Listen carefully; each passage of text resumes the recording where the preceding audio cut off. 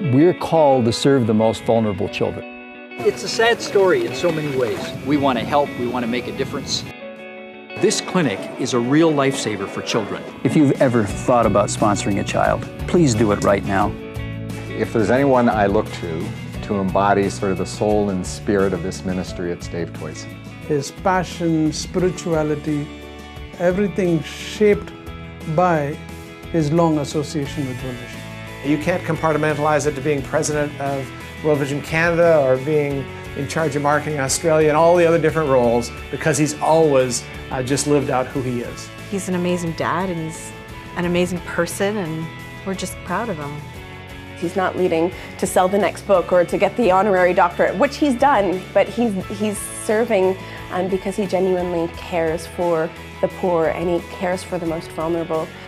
They broke the mold when they made Dave Toycen.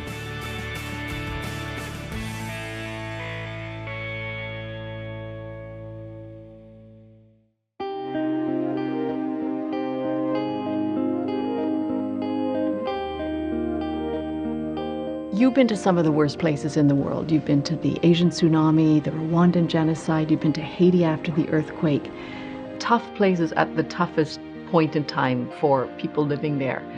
What's the most challenging for you through the years as you look back? As a human being who tries desperately to love and care, just to deal with these almost intransigent situations where people are dying for whether it's violence, whether it's starvation because there's not enough food available, whether it's illness or disease, to just see that day after day and experience after experience is extremely challenging.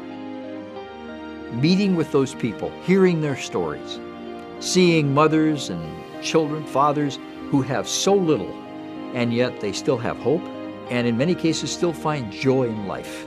It puts your world in perspective. The most important gift any human can give is to say, I'm there. I hear and feel what you're saying, and I will shoulder some of that burden with you. That is the gift of Dave Toycen. The thing that really touched us most and ultimately changed Helen's and my lives was to see Dave talking to a mother, asking about her children, being genuinely interested in their situation and intending to make sure that some difference got made, often in tears. Dave is really a master of taking big picture, complex situations and reducing them down to stories that really touch your heart.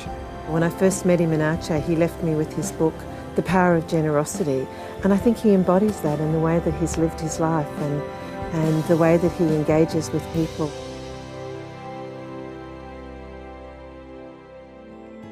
Dave was always supportive of advocacy. Dave understood the value of it, and it's hard often to measure the impact. And advocacy is not something you do on your own, you do in collaboration with many others. It makes me feel proud that he could have that influence on other cultures and other countries and governments.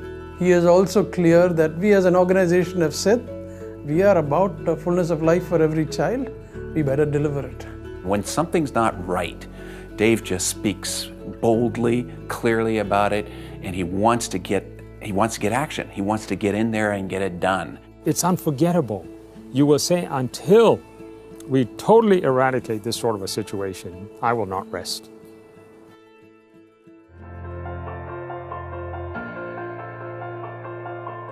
Dave, you have had 42 years. You've seen so much in your life and in your career with World Vision. What do you say to Canadians when you say, this is why you should care?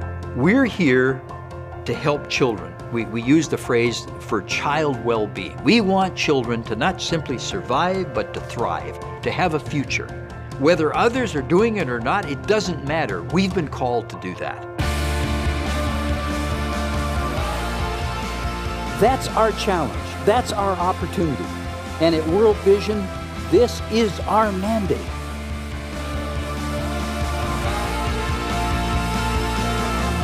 It's still, for me, it's the best expression of what I want to do with my life.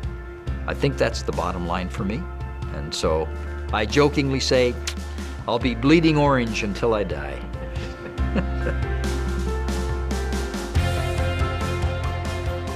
When we talk about the great heroes of World Vision, Dave's name is going to be on that list. The Toycens, the Mooneyhams, the Angstroms, the Pierces, and Dave will be in that kind of hall of heroes of World Vision. It's a huge blessing just to know him. He has brought about that joy that puts goosebumps on your arm and makes your hair stand on end. His heart is truly broken by the things that break the heart of God, and you see that again and again. So oftentimes when I've interviewed children or I've interviewed parents, I feel them behind me when I go back to Canada, that they're the silent watchers, watching to see, are you going to tell them the truth? Are you going to tell them what you saw? And that never goes away, never goes away. And I pray it doesn't. Dako kayo ko ang pasalamat kay tungod siyang gihatag ng mga GN nagbago-una ko ang kinabuhi.